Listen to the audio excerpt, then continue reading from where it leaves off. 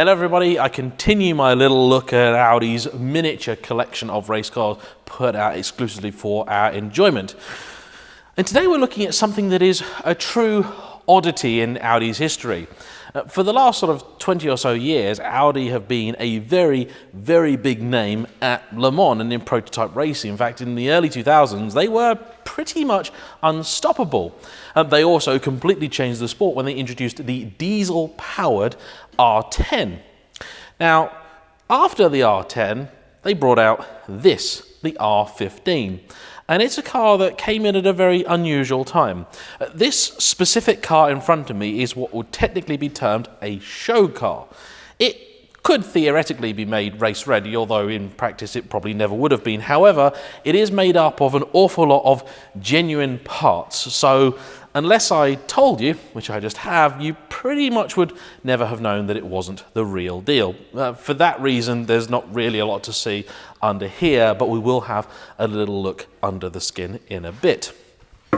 Now, the R15 is aerodynamically a lot more advanced than the original R8 or indeed the R10, and of course with all race cars followed ever-changing rules and regulations. Unfortunately, the R15 was introduced with a new engine and against a very, very strong competitor in the form of Peugeot. And they fielded the 908 HDI, which was Peugeot's first stab at the diesel Le Mans car. And the main reason that Audi introduced diesels at Le Mans was simply for efficiency. They could make pretty decent power, and although there was a weight and therefore handling penalty from that big V12 lump, the fact that you can go that much further on the same amount of fuel makes a big difference when you're racing over 24 hours. Although it was still diesel like its predecessor, the R15's engine was in fact all new, now a V10 rather than a V12. In sort of packaging terms, it looks very similar to all of Audi's open-wheel prototype races, and that is one of the reasons that this car was so short-lived. Regulations changed pretty much 2 years after its introduction, and closed cockpits became mandatory. So this car then morphed into the R18, which was then, again, a very successful car. I mean, this followed an extremely successful car and was succeeded by an extremely successful car, and it had a very short run itself, so it never really got into its stride. And for that reason, I think it's kind of fallen through the cracks of race history a little bit, and so that's why I thought it'd be worth showing you this car in a little bit of detail today. Now, in 2009, unfortunately, Audi were beaten by the French, but I suppose once in a while they have to give somebody else a chance at winning the big race. However, in 2010, they got tired of not winning and took 1, 2, and 3 at Le Mans. Elsewhere around the world, the car wasn't as successful, but it still stands as, I think, a very, very interesting curio, and so that's why I'm very excited to see it here. I hesitate to use the flesh? This is why I'm so happy to see it here today. I hesitate to use the phrase "in the metal" because, well, there isn't an awful lot of metal to see here. It's all hidden under there. It's mostly a mishmash of very sexy carbon fibre. It's not all the show kind of carbon that you expect on a road car. It's a sort of functional race car kind of carbon, and that, I think, is super cool. But as you've probably guessed, is the format for this week. Now I've done my intro piece, I'm going to get Darren to put his tea down, and we're going to give you a bit of a walk around. But don't worry, Darren, that's just for show. You can finish your tea, then we'll do the walk around.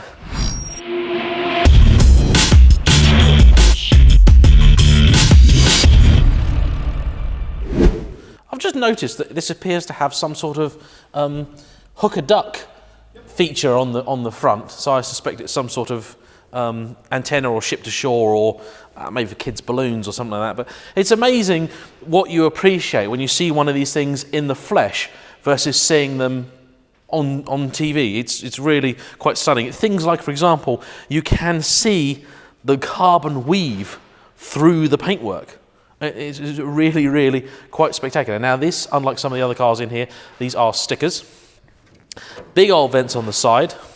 As you come back, you see this thing's got a really complex shape. You won't have failed to notice the fact that we do have an R8 next to it, and that is going to be the final video of the week. One of the few giveaways, this is a show car, covered up filler flap here. Nice big air intakes to sort of suck up all the air, you know, small rodents, that kind of thing, down here and straight into that big engine. Now, the point of moving from a V12 to a V10 was simply reducing the physical size of the engine. Swept capacity remained the same, but they managed to push the engine a little bit further forward. The idea being they wanted the center of gravity to be a little bit closer to the middle of the car. And the center of mass is probably the more correct term for that, rather than the center of gravity. As you can imagine, center of gravity on this car, well, it's below my knees, I can tell you that much. Very cool thing. Little twin peaks here as well. This, I suspect, could be housing for an antenna, something like that. And at the back, you've got a feature which was introduced on this car and has then been seen on a few other cars, including road cars since. This very sexy swan neck rear wing here. Now, this is done for purely aero reasons. The wing on this car, compared to the cars that it succeeded, it is quite narrow. You know, I can sort of do that, which I can't on the car next to it. This also has LED lights all on the back here, which presumably offer brakes and whatnot. Some of the modern cars actually have lights on the side telling you what number the car is and everything else. As Darren's in the right position, you can also see very large and very high exhausts. This is one of the earliest cars, apparently, to have exhaust that exit on the top deck here. And it's, again, another sort of piece of aero design. I suppose maybe sort of a bit like the blown diffuser in F1. And in fact, this whole section at the rear is quite aggressive, quite angular. It's a remarkable piece of engineering, really. But there is one little party trick that we can pull for you, which we're going to do now. It turns out that I actually made a bit of a clerical error there. The front of this does not come off, for which I apologise profusely. My mistake. However, I assure you that I will more than make up for it with the next video.